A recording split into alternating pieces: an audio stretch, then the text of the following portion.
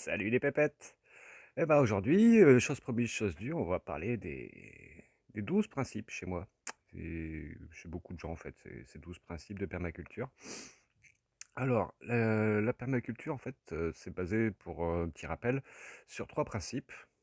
Je vais les faire en français, voilà. C'est prendre soin de la terre, donc en anglais take care of earth.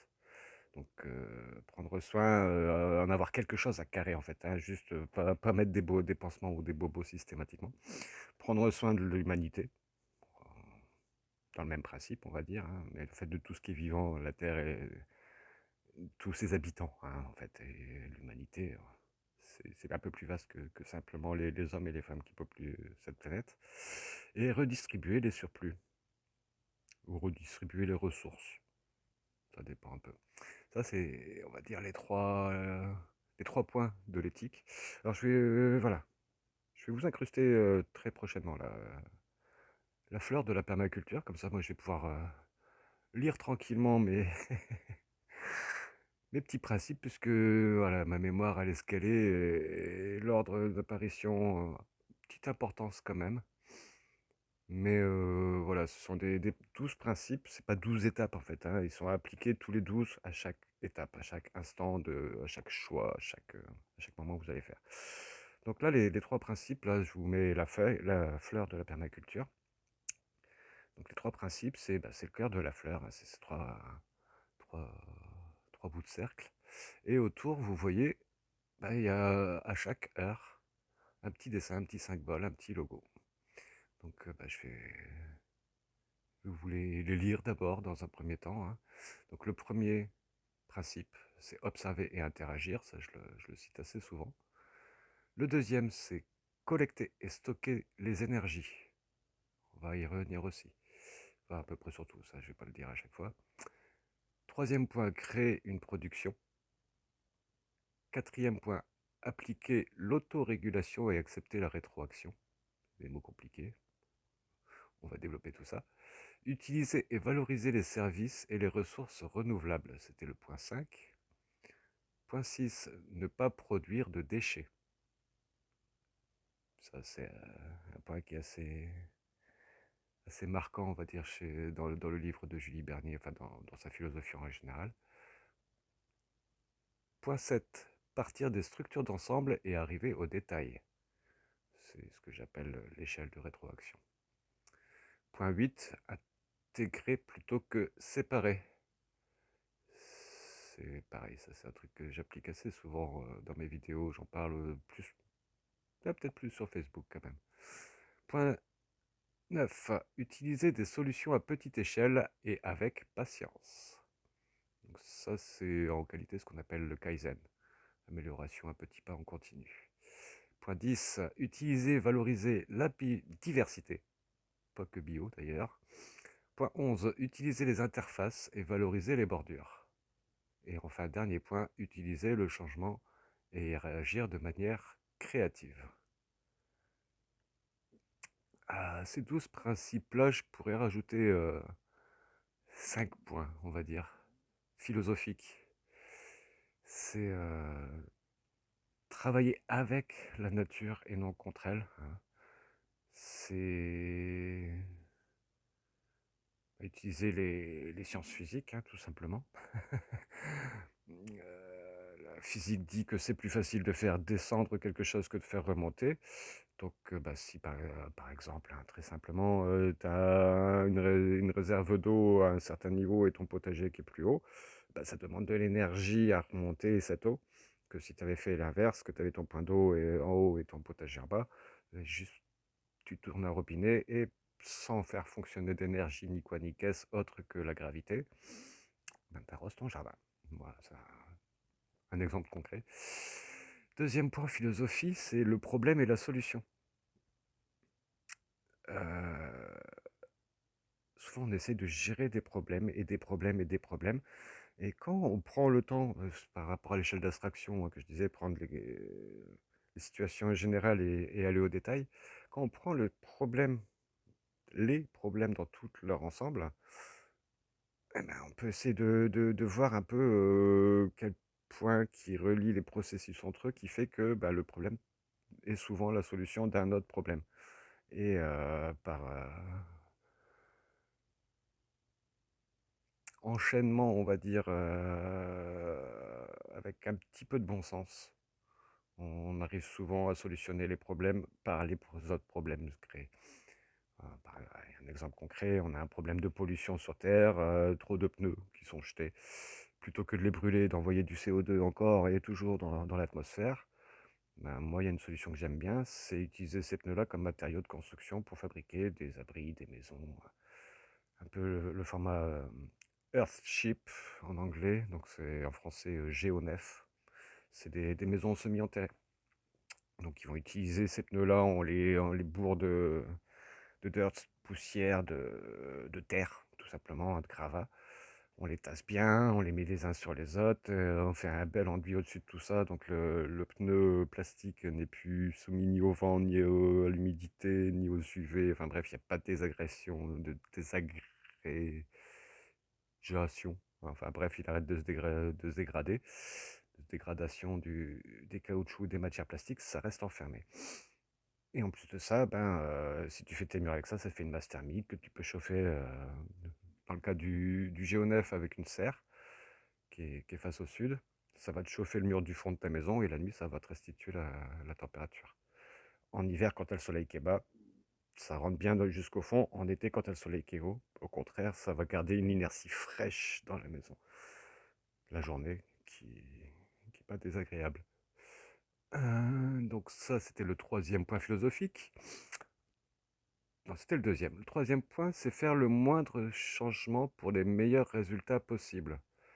Ça, c'est littéralement, dans le domaine de la recherche et dans la qualité, ce qu'on appelle le principe de puissance maximale. Puissance max. En gros, moins tu as d'intrants dans ton système, plus ton système est autonome, et plus il va être efficace. C'est, je mets une graine, j'ai pas besoin d'arroser parce que y a de la pluie ou parce que j'ai une bonne rétention d'eau, parce que j'ai pas besoin d'ouvrir un robinet qui me paye une facture. Ça me coûte rien d'autre que de mettre la graine. Bah, je vais récolter plein de graines derrière, sans avoir rien fait d'autre que laisser la nature faire, le soleil et la pluie. Ça, c'est le summum de la puissance max. Et encore mieux que ça, c'est tu ramasses pas toutes les graines, tu les laisses retomber au sol, tu n'as même plus besoin de la planter. Ah, tu fais plus rien et tu récoltes de l'énergie. Calorique, hein, mais voilà, c'est le but un peu de puissance max. De faire ça sur tous les process, tous les systèmes qu'on peut mettre en place. Et cinquième point, tout se jardine au niveau philosophique. Donc tout a un effet sur l'environnement, pas forcément l'environnement en termes de nature, hein, ça peut être notre maison. Tout ce qu'on va faire va avoir un impact sur cette maison, par exemple. Si je fais le ménage, ben, ça va l'assainir. Si je l'arrose à grandes eaux, il faut que je pense à mon système, est-ce que ma maison est capable d'évacuer l'eau, est-ce qu'elle est capable d'évacuer l'humidité dans l'air, pas dans les murs, pas avoir des taches, des champignons. Voilà, tout se cultive. Il n'y a pas que les jardins, il y a la cabosse, là, hein, il faut aussi l'engraisser un petit peu. Voilà. Et après, il y a d'autres points qui seront abordés dans d'autres vidéos, tout ce qui concerne le design et compagnie. Voilà. Bon, bah, on va revenir un petit peu sur nos 12 petits points, développer un petit peu ce qui... Bah, tout a besoin d'être plus ou moins développé, donc plus ou moins. Donc on est à petit 10 minutes de vidéo. Ouais, je pense qu'on est parti pour une petite heure encore, hein. Bien. Alors, premier point, observer et interagir. Ça, c'est ce que j'ai vraiment besoin de l'imaginer. Ouais, l'imager, observer, je pense que tout le monde a une idée de ce que ça veut dire. Mais est-ce que c'est seulement juste observer avec ses cinq sens? Oui et non. C'est observer avec ses cinq sens, mais pas seulement. Ça va être observer aussi un petit peu avec... en réfléchissant. C'est pas juste regarder, c'est pas juste voir, ça va être regarder et analyser un peu, voir ce qui se passe. Essayer de comprendre un petit peu ce qui se passe. Et interagir, justement, ça va être ça. Ça va être essayer d'en tirer une compréhension et éventuellement mettre la main dans la terre pour ce qui est du jardin ou dans le cambouis pour prendre une expression un peu plus générale, mais sans tout retourner le système. C'est juste faire. Ça, on y reviendra après. C'est pour ça que je dis tout. C'est pas des étapes clés, hein, c'est vraiment tout. Tout est imbriqué l'un dans l'autre. C'est parmi les principes, voilà, c'est les actions à petits pas, hein. On va faire une petite intervention et on va prendre le temps de voir, d'observer, encore une fois, ce que cette intervention a eu comme effet, bénéfique, négatif. Et tout ça mis bout à bout, en fait, on acquiert ce qu'on appelle de l'expérience, tout simplement. Deuxième point, collecter et stocker l'énergie, les énergies. Donc tout à l'heure je parlais de l'eau, la stocker en hauteur, parce qu'en effet il y a une énergie de pesanteur, une énergie potentielle de pesanteur qui va pouvoir être réutilisée au moment où on en a besoin.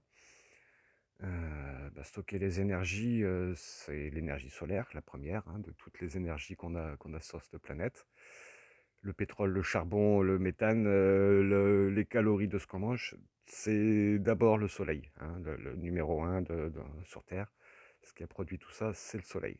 C'est des énergies qui ont été stockées par la photosynthèse, qui ont fait des sucres, et des plantes et des animaux qui se sont fait manger, qui sont mangés, qui sont tombés au sol, qui sont morts, qui se sont fait recouvrir par la terre.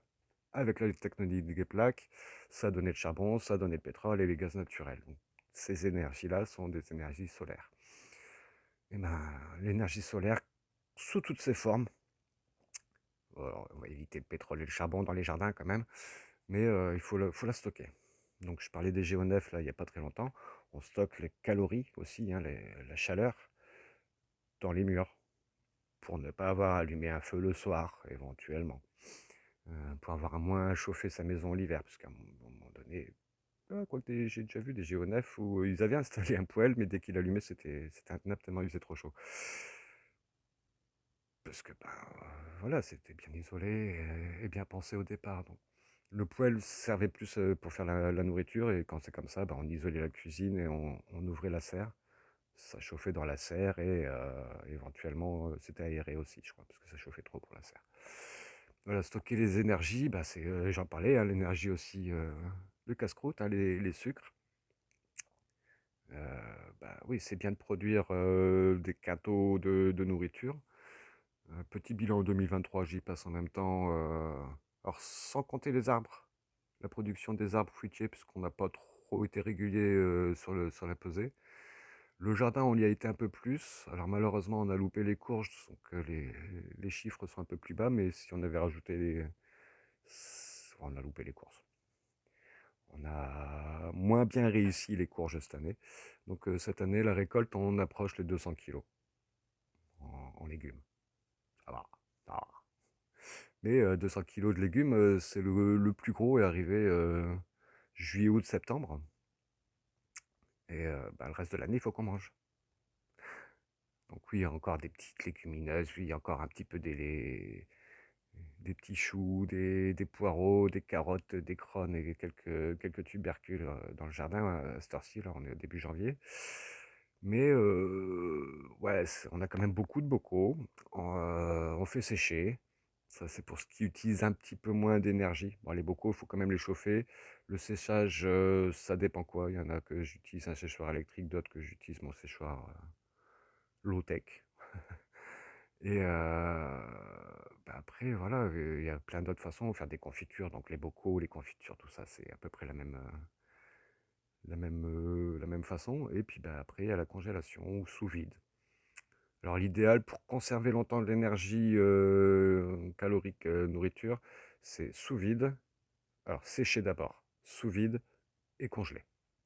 Là, au niveau durabilité, je pense que tu peux garder 10 ans tes trucs sans que ça s'agrège, sans même que le goût soit abîmé, tu vois. Moi, j'ai jamais rien gardé en conserve, si aussi. En conserve, il y a des trucs qui se conservent assez longtemps. Mais après, ça prend goût. Ou en lacto-fermentation, ou aussi, on pratique pas trop à la maison. Juste la choucroute, on aime bien. Après, les autres, on n'est pas habitué au palais encore. Donc, petit à petit, on fait partie du changement, les petites actions, qu'on reviendra tout à l'heure. Donc troisième point, créer une production. Bah oui, oui, oui. C'est un peu le principe de toute entreprise, quelle qu'elle soit, hein, c'est de produire quelque chose. C'est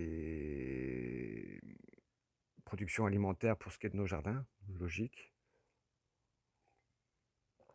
Production de chiffre d'affaires, quelle qu'elle soit, si on a une entreprise.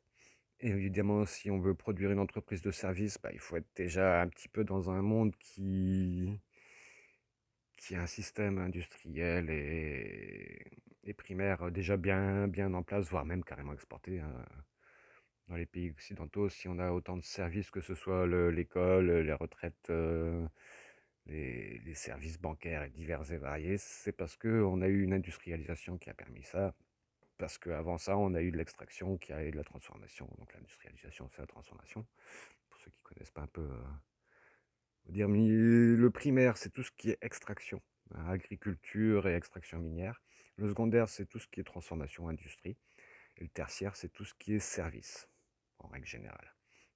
Donc tout ce qui n'est pas palpable par des... C'est pas du bien. C'est pas des biens, les services.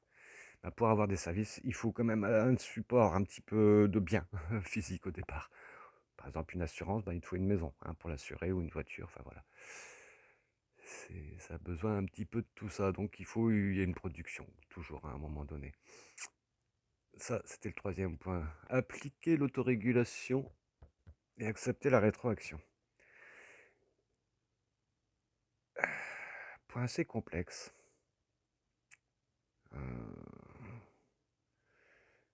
Déjà, on va définir les mots. Autorégulation et rétroaction. La régulation, l'autorégulation, c'est nous-mêmes qui allons nous réguler, nous freiner, parce qu'on a tendance un petit peu à être enthousiaste, pardon pour le son, je viens peut-être de taper le micro. On est un petit peu enthousiaste. Et ça, c'est le défaut que je vois souvent, c'est les personnes qui veulent commencer un projet en permaculture. C'est souvent des gens qui ont un bon bout de terrain et ils veulent tout attaquer tout de suite. Bah, l'autorégulation, ça va être, moi, c'est mon boulot aussi, hein, c'est de leur dire, oui, oui, on va faire, là, tu as 1 hectare, on va travailler dessus, petit à petit, pour commencer. Au début, on va attaquer juste un petit carré au milieu, et puis après, on va déborder un petit peu sur ce carré, et puis à force de déborder, assez rapidement, tu vas vite te rendre compte qu'en fait, on va envahir tout ton terrain. Dans le design, dans l'invasion du vivant, éventuellement, la mise en place de structures. Enfin. Et voilà, on a tendance à s'emballer à tout. Voilà, moi je vais mettre le fric s'il faut, ouais, je vais mettre le machin et je veux tout de suite. C'est pas de la permaculture. Ça, c'est de la consommation de masse. C'est des mauvaises habitudes à perdre. C'est de l'autorégulation. Et ben, deuxième terme compliqué, accepter la rétroaction. Bah, c'est ça en fait, c'est accepter le fait qu'on n'est plus dans un monde où on doit quitter ce monde d'hyperconsommation et se dire ok, qu'est-ce que je dois changer dans ma manière de faire, ma manière de penser pour accepter que les choses vont lentement dans la nature et que bah, si je plante un arbre, bah, c'est normal que j'ai pas de fruits la première année ou la deuxième. Ça dépend de l'âge de l'arbre que tu replantes, bien entendu. Mais ouais, si tu pars d'un semis, pour les petits arbustes, le baie de goji, tu vois, les petits fruitiers, ouais, il faut attendre 3 ans, avoir la première production de fruits, et ça va être très petit. Il faut l'accepter. C'est comme ça. Je vais planter une griffe de... Pire, je vais semer de l'asperge.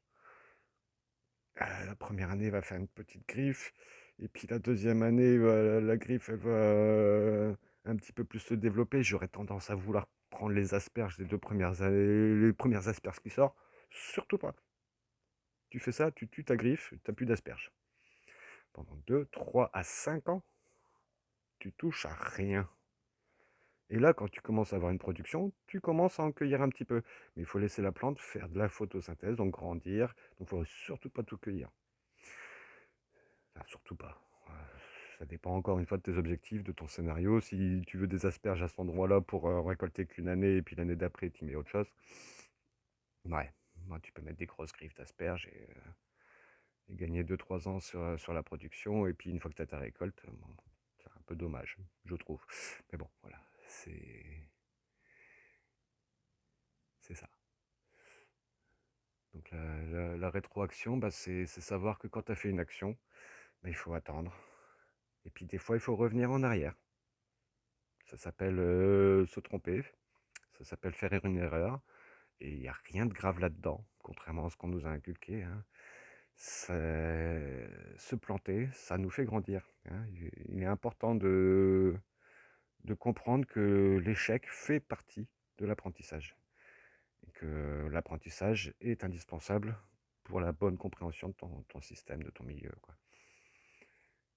Donc là, on a fini pour le quatrième point. Cinquième point, utiliser et valoriser les services et les ressources renouvelables.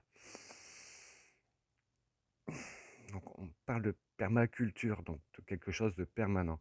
Donc quand on va utiliser le mot renouvelable, il s'agit de renouvelabilité réelle, ce qu'on appelle la renouvelabilité forte dans le monde économique, parce qu'il existe deux, la forte et la faible. Si tu vois un tampon estampillé une entreprise développement durable, en règle générale, dans 99% des cas, ça va être de la renouvelabilité faible. C'est-à-dire qu'en économie, une valeur est interchangeable avec n'importe quelle autre valeur. Donc, tu prends un arbre, si tu le coupes, bah, tu le revalorises en énergie ou en matériaux, ou voilà. Bah, ce matériau-là, il va créer des déchets qui vont être valorisés en énergie. Et puis, tu peux aussi échanger ces matériaux-là contre des heures de travail. Enfin, voilà, tout est interchangeable. À partir du moment où tu es parti d'un truc qui, a priori, repousse, je dis bien a priori, tu as le droit à ton petit tampon développement durable. Euh, Durabilité faible parce que bah, si tu fais ça avec du bois que tu fais en coupe franche, en coupe rase, ça marche moins bien la repousse, bizarrement. Donc voilà, moi je parle de durabilité, renouvelabilité forte. C'est-à-dire ben, tout simplement si tu arrives à reproduire des choses ou que la nature autour de toi, au plus proche, au plus local possible, donc pas besoin de prendre un véhicule pour te déplacer, donc pas d'énergie non renouvelable, le pétrole, là, pour le coup, ça se renouvelle, mais voilà, tout se renouvelle à peu près, mais à des échelles de temps plus ou moins différentes. Oui, parce que oui, le plutonium, les métaux, etc., ça se renouvelle, mais au cœur des étoiles, donc ça prend des milliards d'années. Tout ce qui est charbon, pétrole, gaz naturel, on sait faire assez rapidement avec les méthaniseurs. Mais voilà, charbon, à moins d'utiliser soi-même du charbon de bois qu'on fait brûler à l'étouffée, qui demande quand même bah, un apport de bois, ça peut être renouvelable. Ça peut. Mais le pétrole, là, par contre, non. Tout ce qui est matière plastique sont à éviter. Encore une fois, aucun dogme, hein. C'est des lignes directrices. Aujourd'hui, on ne peut pas faire sans plastique, il y en a partout, même dans notre corps. Donc, j'ai envie de dire, tu vas faire pipi dans ton jardin, tu penses apporter un engrais sain, oui, mais tu y amènes aussi des microparticules de plastique, potentiellement, voilà. Bon. Donc, encore une fois, aucun dogme, hein, c'est assez flou les frontières entre en fait, c'est chacun dans sa philosophie et dans son approche personnelle qui définit soi-même ses propres limites, hein. Ça, y a pas. Au plus on va utiliser des matériaux et des matières renouvelables, au mieux c'est, tout simplement. Donc ça c'était le point 5. Point 6, ne pas produire de déchets. Ah, c'est bien ça. Ben, je reviens à peu près à ce que je disais tout à l'heure par rapport au problème et la solution. C'est que les déchets des uns, ça devient les trésors des autres, dans un système circulaire. Si j'ai des déchets de production dans ma cuisine, bah, plutôt que de les mettre à la poubelle, les donner à manger à mes poules ou à mon compost. Donc je donne à manger à mon compost parce que mon compost, c'est pas un organisme vivant, mais il est tellement truffé d'êtres vivants qu'ils vont manger ce que je vais leur donner en fait, hein, que ce soit des champignons, des bactéries, des vers de terre, des insectes, des cloportes, en veux-tu, en voilà, enfin voilà, toutes les bestioles possibles et inimaginables. Ce sont des êtres vivants. Donc ils vont manger, ils vont dégrader la matière organique. Je donne à manger à des limaces aussi. Et ouais, j'entretiens mes limaces, je leur donne à manger avant qu'elles arrivent sur mes légumes. Donc je fais beaucoup de compost à plat, principalement. J'ai encore un petit tas de compost et un vermicompost. Alors le vermicompost, c'est plus pour les poules et pour avoir un bon terreau pour le semis. Et le gros tas de compost, c'est pour mélanger avec le terreau de semis, un petit peu de maracafé, un peu de cendre pour, voilà, pour faire mes terreaux de démarrage ou de repiquage. Mais sinon, dans mes planches de culture, j'y dépose plus de compost parce que c'est eux-mêmes des composteurs. Et il y a tous les êtres vivants qui sont dans mon sol pour faire le boulot. Donc voilà, les déchets, ben, si vous avez une production de déchets, essayez de revaloriser, toujours. Si tu achètes encore de la viande en barquette, bah, peut-être pouvoir recycler ces barquettes pour en faire des petites terrines de semis ou pour faire faire marcher ton imagination et ta créativité, faire de l'art avec. Il y en a qui font de très belles structures, des très beaux messages justement pour l'écologie avec des déchets. Pourquoi pas? Voilà. Encore une fois, si tu limites tes intrants, que tu n'achètes pas ta viande en barquette, que tu l'achètes bah, dans un papier emballé chez le boucher, papier glacé, pas papier plastifié. Papier glacé, tu peux le revaloriser, le mettre dans ta cheminée. Papier plastifié, je pense que ça a évité quand même. Et encore, un papier glacé, c'est pas super génial non plus. Papier journal pour le poisson, ça se fait aussi. Donc ça, c'était point 6, ne pas produire de déchets. Point 7, partir des structures d'ensemble pour arriver au détail. C'est ce que je disais tout à l'heure un petit peu hein, dans la résolution de problèmes. Tu as une grosse pelote de nœuds, imagine, un fil. Le fil, c'est ton système, et puis il y a plein des nœuds là, les uns sur les autres. Et tu vas avoir un beau fil bien lisse qui fait une belle boucle. Donc avec tes intrants là et ta production là, et puis ben, toutes les transformations qui sont nécessaires entre ta matière première et ta matière sortie, finie. Tout ça, ça va être l'ensemble de tes processus. Et si tu as un sac de nœuds là, dans cet ensemble de processus, ben, la meilleure manière que j'ai trouvée et que, en règle générale, on utilise pour défaire un gros sac de nœuds, c'est d'abord de comprendre la topologie, c'est un grand mot, la structure du nœud, savoir combien il y a de boucles. Alors, si tu as deux boucles, mais une dans un sens et une dans l'autre sens, bah, ça fait zéro boucle. Hein, si tu peux prendre ton fil et que juste en tirant dessus, paf, il vient tout lisse, tout droit, tu avais zéro boucle. Des fois, il y a des boucles qui s'annulent entre elles, très souvent. Et puis bah, des fois, tu as des vrais nœuds, donc à un moment donné, il faut enlever le fil d'à côté et puis faire tout le tour du nœud pour l'enlever.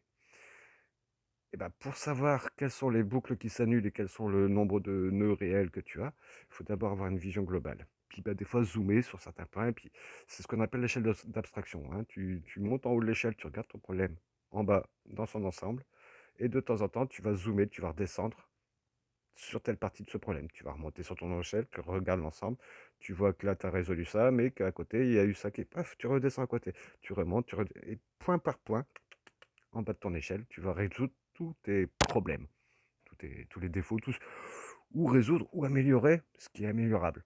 Hein, il n'y a pas toujours des problèmes, il y a juste des fois des trucs qui vont bien et qui peuvent aller mieux aussi. C'est la bonne nouvelle. Donc ça, c'était pour ce qui était du point 7. Point 8. Intégrer plutôt que séparer. Alors ça, c'est valable pour tout, hein, comme tous les autres points, mais là où je le retrouve le plus, ça va être au niveau philosophique et au niveau acquisition de savoir. Pas parce qu'on est dans un mood, dans une vibration cosmique ou une réflexion en philosophie permaculture, où on veut produire moins de déchets, où on veut prendre soin de l'homme, de la terre, valoriser la diversité, la biodiversité, encourager la vie, bref, un truc qui a l'air de marcher sur la tête comme la Terre, comme la vie l'a fait sur Terre depuis quelques milliards d'années, plutôt que dans un sens destructeur comme nous on le fait aujourd'hui. On a plutôt tendance à se dire: «Ah, mais en fait, les agriculteurs traditionnels, conventionnels, tout ce qu'ils font, c'est de la merde. Donc on va tout rejeter en bloc.» Hein, c'est ce qu'on appelle séparer. Hein, la permaculture, c'est bien. Le truc, c'est voilà. Ben non, non, non. En permaculture, si on est impur comme moi, ben on va pas d'une, on va pas séparer en les montrant du doigt, en disant c'est pas bien, machin. Et de deux, c'est des gens quand même qui ont un savoir qui est pas négligeable. Donc oui, ils reproduisent sûrement des erreurs du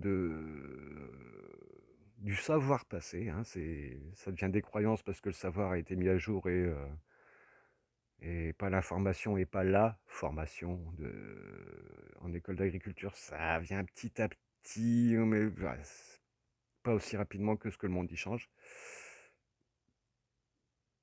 Pas assez en tout cas à mon goût. Et il y a tellement de choses à intégrer dans ce que c'est que le vivant. Enfin, pour moi aujourd'hui, un bon agriculteur, c'est quelqu'un qui doit être d'abord biologiste. Hein, il doit connaître la bio de ses plantes, la bio des animaux qui vont polliniser, la biologie des prédateurs, la biologie des autres plantes qui vont pousser sur son terrain. Il doit connaître la géologie, la texture des sols, la structure des sols, donc un petit peu de mécanique aussi. Enfin voilà, le mec aujourd'hui qui pour moi est un bon agriculteur, c'est avant tout je vais pas dire un scientifique, parce que scientifique c'est un peu ce halo de chercheur, etc. Mais au moins un mec qui a bourré sa tronche avec du savoir et de l'expérience. Hein, et un agriculteur aujourd'hui qui a du savoir, il sait que depuis qu'on a inventé l'agriculture et que l'homme s'est sédentarisé, on laboure. Euh, Labourer, ça a tendance à déstructurer les sols.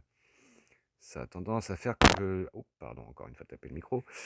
Comme la dernière vidéo où je tapais pas le micro, là c'était le vent qui tapait le micro, où je montrais un peu d'hydromorphisme. La petite vidéo où je souhaite les vœux, mais c'est juste parce que j'y ai pensé. C'était pas ce que je voulais montrer. Où je montre un champ de blé qui ressemble à une rizière. Ça crée de l'hydromorphisme, le labour. Donc a priori, c'est pas bon. Sauf intégration, plutôt de rejeter ou de supprimer, de séparer. Et ben en fait, si tu veux faire une mare, c'est génial. Tu vas d'abord déstructurer. Enfin, ça, c'est Stepholzer, si j'accroche pas son nom, en Autriche, dans les Alpes autrichiennes. Et le mec, il fait des mares dans la montagne. Il plante des arbres fruitiers, des cerisiers, hein, dans les Alpes autrichienne, donc il fait froid, etc. Et le mec, il a des cerisiers, il a des pommiers, des poiriers. Enfin, il y a toute une variété d'arbres différents, là où avant c'était de la monoculture de sapins. Et je sais pas s'il a continué de racheter des terrains, mais il avait commencé petit, et à chaque fois il rachète les terres alentour de sa ferme, et il enlève tous les sapins, il creuse la montagne, le mec. Et il se revendique pas de la permaculture, mais beaucoup de gens dans la permaculture le prennent comme exemple parce que, ok, il veut pas l'étiquette permaculture, mais ça en est un petit peu ce qu'il fait quand même. Et ben, il a remarqué qu'en effet, quand tu ameubles un terrain et que tu le retasses après, si tu as un terrain argileux, ben, il y a de l'eau qui stagne. Voilà, c'est ce qu'on appelle de l'hydromorphisme, hein. C'est pas souhaitable dans les champs, mais si tu as, comme lui, une pente sympa, ben, il a fait plusieurs mares comme ça, et elles sont reliées entre elles. Et il a de l'eau partout sur son terrain, sans utiliser de plastique. Juste la pluie et l'eau qui récolte sur différents toits et peut-être un peu de pompage. Il a mis, entre ces bassins, c'est pareil, des pompes Bélier, hein, donc c'est des pompes qui fonctionnent juste avec la gravité. Pas besoin d'électricité, ou de pétrole ou d'autres énergies autres que la gravité. Je vous laisse regarder sur internet pompe Bélier, hein, comme l'animal. Parce que c'est une pompe qui fonctionne avec des coups de bélier en fait. Il y a de l'eau qui descend, elle est bloquée par un clapet, poups, et elle remonte dans un ballon. Le ballon monte en pression avec de l'air en haut, hein, dans le ballon. Et plus l'eau monte, plus l'air est pressurisé, et paf, ça renvoie l'eau. Je crois que tu peux, pour un dénivelé de 10 mètres, refaire remonter de l'eau à 100 mètres. Avec énormément de pertes. C'est-à-dire, je crois que ça doit être 10%, si je dis pas de bêtises. 10% de l'eau que tu envoies dans ton tuyau à l'entrée qui est récupérée en sortie en haut.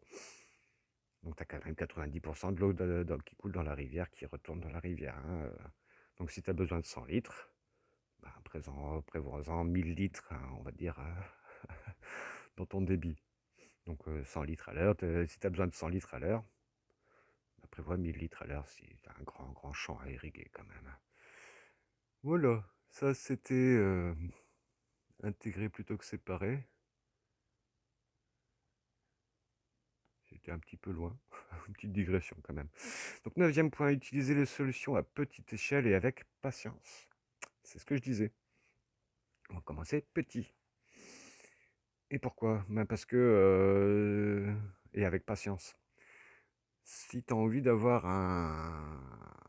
une forêt nourricière, oh, soyons fous, voyons le plus grand truc, une forêt, et que tu pars d'un champ labouré, bah, tu vas pouvoir planter des arbres, ça marche, tu peux les planter. Mais par contre, il ne va pas y en avoir beaucoup qui vont survivre. Pourquoi? Parce que dans la nature, si tu prends un terrain nu, donc labouré, si tu veux obtenir une forêt, elle arrivera. Si tu ne fais rien, elle arrivera. Mais ça va te prendre quelques années, voire quelques décennies. Pourquoi? Parce que, en fait, selon la structure et la nature de ton sol, ça va permettre à des plantes, et seulement à ces plantes-là, de se développer, parce qu'elles auront elles-mêmes leurs conditions qui font qu'elles peuvent se développer. Et à partir d'un sol labouré, ce qui marche le mieux, c'est les herbes. Donc prairies, pelouses, chiens-dents, voilà, c'est ce niveau-là de plantes. Ça, c'est un terrain nickel parce que c'est super plat, c'est bien, le soleil arrive partout sur toute la surface, le sol est chaud, dès qu'il pleut, paf, t'as des petites racines qui captent tout de suite l'eau, etc. L'étape après, une fois que tu as des herbes, ça va être les herbes un peu plus hautes, hein. Tu vas commencer à avoir, là où tu as du petit graminé, tu vas avoir du gros chien-dent, du gros raiggras. Là où tu avais des petits plantains qui poussaient, tu vas commencer à avoir du rumex si tu avais un sol qui était compacté. Enfin voilà, les mêmes plantes, mais un petit peu le calibre au-dessus. La 3e année ou la 4e année, une fois que ces plantes-là, en fait, elles font un job. Elles préparent donc les petites racines de ton petit chien-dent au départ. Il va déstructurer la croûte qui est vraiment en surface. Donc qui va permettre aux plantes un peu plus grandes, qui ont besoin de racines un peu plus grandes, justement de pénétrer cette croûte de surface. Donc les herbes un peu plus hautes, elles ont besoin qu'il y ait des herbes courtes au départ. Et c'est la succession logique d'avoir des herbes hautes après des herbes courtes. Sauf si tu recoupes, sauf si tu pâtures, sauf si tu relaboures, sauf si tu fais du foin, des trucs comme ça, enfin voilà, que tu entretiens, on va dire, hein. Tu luttes contre l'entropie.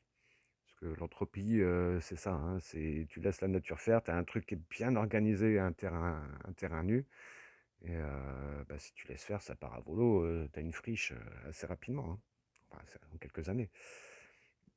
Donc, si tu luttes contre cette entropie, contre ce désordre, ouais, tu vas garder une strate très très basse. Si au contraire tu laisses un petit peu faire, tu vas pouvoir avoir des plantes qui vont produire un peu plus de biomasse.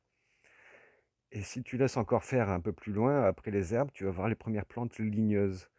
Donc les plantes ligneuses, c'est les plantes qui sont un peu plus dures, tu vois, qui font de la lignine, du bois.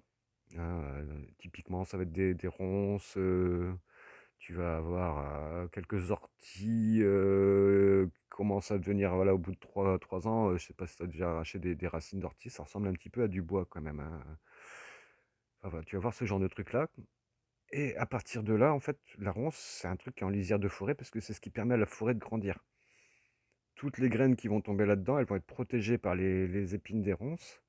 Et il y a beaucoup, beaucoup moins d'animaux qui rentrent là-dedans pour aller se nourrir et manger les graines. Donc il y en a encore, mais par rapport au nombre de graines qui tombent, bah, il y en a suffisamment qui peuvent repousser. Et la ronce, encore une fois, c'est des racines de plus en plus profondes qui vont te préparer le sous-sol en fait pour les arbres. Et donc si tu prends des arbres et que tu les mets directement dans un sol qui est comme du béton, hein, on a vu ça dans les vignes par exemple. Tu vois les vignes, en fait, elles ont un pied, la racine. Puis tout de suite, dès qu'elles arrivent sur la terre dure, elles tournent et puis la racine, elle suit le sol. Et tu vois, quand tu arraches les vignes, hein, c'est vraiment typique, la racine arrondie comme ça dans un sens. C'est pas bon. Ça veut dire qu'elle n'a pas su creuser la terre ou la roche pour aller chercher de l'eau, donc il faut irriguer plus régulièrement, parce que si la racine reste en surface, dès qu'il chauffe, surtout sur un champ labouré, ça sèche tout de suite. Donc il faut arroser, il faut arroser, il faut arroser.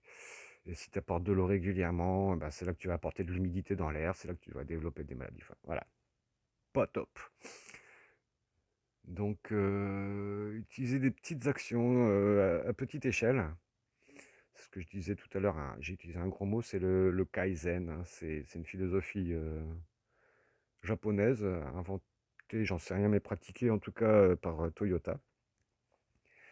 Et dans la qualité aussi, hein, dans le domaine de la qualité, pas aux qualité sens produit, qualité sens économique, process, hein, industriel. Euh, En fait, ça va être des petites actions, des petits trucs qui coûtent pas grand-chose et qui vont te faciliter grandement la vie. Et en plus, voilà, ça va pas te coûter grand-chose ni en énergie, ni en temps, ni en argent. Et ça va te faire gagner énormément de mouvement. Par exemple, oui, pourquoi pas faire des petits caissons pour surélever quand on est pour les personnes âgées, pour surélever les planches de culture. Parce que plus on vieillit, plus c'est dur de se baisser. Donc si tu gagnes 20 centimètres de moins à devoir te baisser et te relever, musculairement parlant, le corps apprécie. Si tu aménages ton espace de travail intelligemment, tu es un gros fouillis où tu perds du temps à chercher tes outils, machin, et que tu prends juste le temps sur une planche de dessiner les profils de tes outils, de les ranger, de t'imposer une petite rigueur comme ça. C'est pas grand chose à mettre en place, c'est une petite routine à mettre en place. Et en fait, c'est une petite routine qui est pas difficile à mettre en place parce que très, très, très, très vite, si tu es habitué à perdre du temps et à t'énerver dans ton atelier parce que tu cherches tes outils, bah, très, très rapidement, tu te rends compte qu'à quel point c'est agréable de ne pas perdre ce temps-là et de ne pas s'énerver et de mieux être concentré sur le travail que tu veux faire. C'est des petites actions, mais qui, dans le temps, vont grandement t'améliorer ou ta vie, ou ton quotidien, ou ton processus, ou ton entreprise. Enfin voilà, c'est ça qu'il faut viser dans le Kaizen. Hein. 10. Utiliser et valoriser la diversité. Bah, le posé direct, c'est la monoculture. Alors que ce soit dans les champs ou que ce soit dans ce qu'on se met dans la tête. Hein. La monoculture, ça a des avantages. Encore une fois, on intègre plutôt que de séparer. Hein. Surtout quand on veut produire beaucoup de nourriture pour nourrir beaucoup de monde avec une mécanisation. La monoculture, c'est top. Quand on veut se nourrir soi-même, c'est un gros inconvénient la monoculture, parce que oui, en effet, ça a cet avantage de pouvoir être mécanisé et rendre la tâche plus facile. L'inconvénient, c'est que quand tu as un champ complet de patates, par exemple, et que tu te chopes un mildiou, c'est tout le champ complet qui va finir par choper le mildiou. Et là, ta production, le chiffre d'affaires que tu vas faire, ça va être les aides de l'Europe. Hein. Si tu as un terrain assez grand. Valoriser la diversité, ça peut en fait, ça peut se traduire aussi par ne pas mettre tous ses œufs dans le même panier. Alors ça peut être valoriser la diversité de ce qu'on cultive, valoriser la stratégie dont on va cultiver ça, diversifier, ben, faire du semi-direct, faire du semi en godet, acheter des plants déjà tout faits, faire du greffage ou du marcottage, laisser la nature faire. Des fois, il y a des semis spontanés aussi. Enfin, c'est diversifier les stratégies.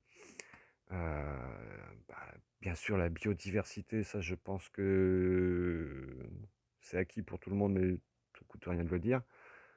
Plus tu as de vies différentes dans ton terrain, que ce soit de la vie de plantes ou des vivants animaux ou champignons, hein, c'est trois règnes à part. C'est vraiment trois règnes à part, hein. Les champignons ne sont ni des plantes ni des animaux. Presque à cheval entre les deux, mais pas non plus. Donc c'est plus tu as de ces trois... Là, plus un peu du minéral aussi, si tu arrives à avoir des minéraux différents, c'est pareil, ça va te créer des spots différents, des pH différents, enfin donc un taux d'acidité différent dans ton terrain. Bah, tu vas pouvoir cultiver différentes choses, des trucs qui préfèrent un terrain acide, des trucs qui préfèrent des terrains plus basiques. Tu vas pouvoir jouer avec ça, diversifier. En fait, plus tu as de nourriture différente, plus tu vas pouvoir avoir de monde qui vont te permettre d'avoir un équilibre, comme dans une forêt, j'ai envie de dire. Contrairement à un champ de monoculture, bah pareil, si tu as un ravageur qui aime le blé dans ton champ de blé, bah, il va te décimer tout ton champ de blé, il va se reproduire et ses enfants vont l'aider à bien tout décimer, surtout des trucs qui reproduction rapide comme des mulots, des trucs comme ça. Bah, si tu as plein d'animaux différents, il va aussi y avoir les prédateurs de ces mulots qui vont faire en sorte que tu auras moins besoin de piéger, moins besoin de mettre des produits, jusqu'à trouver un équilibre parfait où tu arrives à produire suffisamment pour toi et puis ben, pour les autres habitants de ton jardin ou ton système. Donc la biodiversité aussi est à valoriser. Mais pas que, hein, vraiment toutes les diversifications possibles que tu vas pouvoir mettre dans ton système vont être bénéfiques. Après, question de choix, hein, si tu as un jardin de 10 mètres carrés, je ne suis pas sûr que ça puisse s'appeler un jardin, d'une part, et de deux, bah, tu vas pas pouvoir faire et une mare, et une haie, et une planche de culture, et un machin, et bidule, et voilà, à un moment donné, il faut être cohérent aussi, hein. Le plus possible, encore une fois, pas de dogme. Donc ça c'était pour la diversité. Donc le 11e point, utiliser les interfaces et valoriser les bordures. Ça franchement, c'est ce que je me régale le plus à faire là dans, dans les designs que je propose. En fait, si tu prends un biotope, une forêt, tu vas avoir un certain volume d'êtres vivants, un certain volume, une certaine diversité, on va dire, d'êtres vivants qui vont y habiter. Tu prends une mare, tu vas avoir une autre diversité, mais pareil, une certaine diversité d'autres animaux qui vivent là-dedans. Et si tu prends une mare qui est juste en lisière de forêt, hein, donc c'est bien ça, hein, les interfaces et les bordures, lisière, c'est la même chose. Il va y avoir donc cette lisière, cette interface entre la face forêt et la face milieu aquatique, étang, mare, lac, rivière, ce que tu veux. À la zone entre les deux, tu vas avoir un petit peu des vivants de la mare et un petit peu des vivants de la forêt, plus des habitants spécifiques à cette zone-là. Ce qui fait que dans une zone où tu as et l'interface et la forêt et la mare, tu vas avoir une diversité beaucoup plus que juste la diversité que tu aurais eu avec ta forêt et juste la diversité de ta mare. En permaculture, on a tendance à dire 1 et 1, ça fait 3. Hein, tu as un petit plus à chaque fois d'avoir uni ces deux biotopes, tu en as créé un troisième, sans perdre les deux premiers. C'est ça le truc. Et qu'est-ce qu'on peut dire d'autre?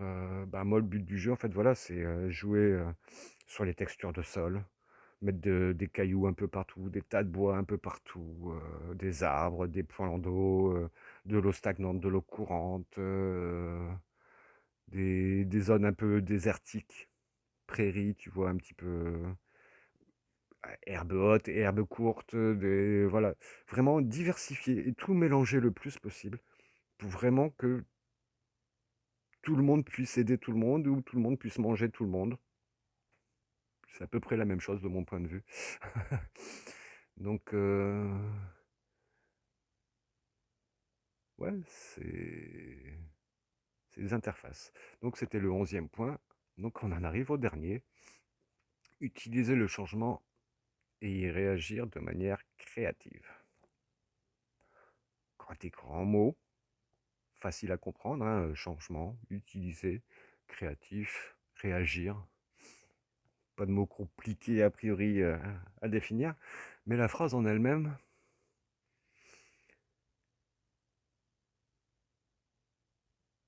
a quand même un mot que je vais définir, c'est le changement. Et je vais pas le définir, je vais le définir par défaut en fait. C'est la seule chose qui est permanente. Rien dans ce monde n'est permanent que le changement. Tout change. Alors, en ce moment, ce qu'on entend principalement aux infos, c'est le changement climatique. Mais là, vous êtes en train de me regarder. Depuis le début de la vidéo jusqu'à maintenant, j'ai changé. J'ai pris 51 minutes de vieillesse. Mes cellules ont changé. Tout, absolument tout change, sauf le changement. Parce qu'il n'y a que ça qui est permanent. Tout le temps. Tout le temps, tout le temps. Tout est en train de s'oxyder, tout est en train de bouger. Tout le temps, tout le temps, tout le temps, tout le temps. Donc si nous-mêmes, on n'est pas dans un mode d'adaptation à ce changement, à un moment donné, si tu n'y fais pas face et que tu ne réagis pas, hein, que ce soit de manière créative ou pas, si tu ne réagis pas au changement, bah, tu deviens très vite dépassé. Et Darwin dit, si tu t'adaptes pas, tu meurs. C'est vraiment dans les extrêmes. Hein. Pour nous, on va dire, êtres humains, si tu t'adaptes pas, tu souffres, à minima. Et d'où l'intérêt d'y réagir de manière créative. C'est que si tu le fais de manière subie, ça va être une souffrance. Si tu réagis au changement en changeant, en décidant toi-même de changer et en y mettant quelque chose qui te plaît là-dedans, qui te fait vibrer, en mettant de l'art, de la philosophie, de la science, des croyances, pourquoi pas, si ça te fait vibrer. J'ai plutôt tendance à lutter contre les croyances. Je lutte contre les croyances, pas contre les croyants. Au contraire, qu'en luttant contre les croyances, j'aide les croyants à devenir un peu plus sachants, savants plutôt. Parce que justement, en général, les croyants, c'est des sachants. Ils savent que ce qu'ils disent, c'est vrai. J'ai encore eu le cas, bon, j'ai envie de dire à chaque fois que je joue Facebook. Hein.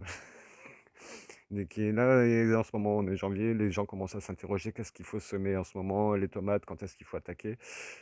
Tu peux être sûr et certain sur tout, absolument tous les réseaux sociaux, tous les groupes auxquels je suis inscrit, en tout cas, il y en a au moins un uluberlu qui va te parler, au moins. Je n'ai pas souvenir d'en avoir vu un post où il n'y en a eu qu'un seul, mais bon. Au moins un uluberlu qui va te parler de calendrier lunaire. Encore désolé pour le micro. C'est mes garanties. Donc ça, oui, je lutte parce que c'est une perte de temps. Et moi, dans mon système puissance max, je lutte contre le gaspillage, quelle que soit sa forme, énergétique, de temps, de bouffe, de matières premières. Je déteste le gaspillage. S'il devait y avoir un dogme dans ma vie, c'est pas de gaspillage, c'est même pas limiter les déchets, c'est limiter le gaspillage. Et si on pouvait le supprimer, ce mot, hmm, j'en fais moi-même, hein, attention, hein, encore une fois, ce sont les idées que je critique et pas les gens. Les gens, je veux les aider justement à se débarrasser des croyances en mettant un peu plus de plomb, d'aplomb et du plomb dans la cervelle pour avoir des bases solides, pour se construire là-dedans, pour se jardiner, encore une fois. Euh, Je vais pas mettre de la poudre de perlimpinpin dans mon jardin en faisant une prière et en jouant une incantation, de je sais pas quoi, si je sais pertinemment que ça ne marche pas. Et il y a beaucoup de choses que les gens croient qui marchent et qui ont beaucoup d'arguments. Très rarement, je tombe sur des arguments qui sont vrais en plus. Oui, on fait ça depuis la nuit des temps, hein. Je parle pour la culture lunaire, ce qui est un de mes chevals de bataille. Si... Là, pareil, j'ai tendance un petit peu à séparer ça. J'ai moi-même pratiqué, hein, donc j'ai une culture lunaire assez étendue. Ça fait longtemps, donc j'ai un petit peu perdu un petit peu du bullshit de la biodynamie, mais ouais. C'est des trucs que je vais oublier volontiers du jour où... Mais encore une fois, on peut changer et viser l'évolution, hein, toujours l'amélioration continue à petits pas. C'est ça que je vise. Donc, je suis encore tenant de beaucoup de croyances, mais maintenant déjà depuis que je suis rentré dans cette philosophie-là, ben, je sais que c'est des croyances. Je sais quel intérêt j'y porte et pourquoi je m'y accroche. Je sais qu'elles me font pas perdre de temps, qu'elles ne regardent que moi, je les partage pas et ça m'amuse. Ça me donne du plaisir, voilà. Après, je partage, c'est du savoir. Donc il faut bien que si je veux être moi-même un bon conseiller, il faut bien que je fasse la part des choses entre ce que je sais et ce que je crois. Ce que je crois, je me le garde sous le coude. Ce que je sais, c'est pour vous, c'est du partage. Voilà. Donc bah, c'était les 12 principes de la permaculture. Je vais dit 1 heure. Bah écoutez, après les 10 minutes de présentation, mais je suis étonnamment surpris de mon efficacité. J'ai mis 3/4 d'heure en plus, donc ça fait 56 minutes de vidéo là. Je pense pas faire de cut au montage. Tout ce qui me reste à vous souhaiter, c'est... on est encore en janvier pour le moment où je tourne, donc encore une fois une bonne année 2024. Pour ceux qui n'ont pas vu les autres vidéos. Je vous mets un petit lien là ou en bas par rapport à la photo que je parlais tout à l'heure. Je l'aurais peut-être mis au moment... Désolé pour le micro. Je l'aurais peut-être déjà mis au moment où j'en parlais tout à l'heure, mais voilà, il y a un petit i là-haut et puis dans le descriptif en bas en général. Bon, c'est pas une vidéo très intéressante. Mais voilà, faites attention à ce que vous mettez dans la tête. Respectez-vous et à tantôt.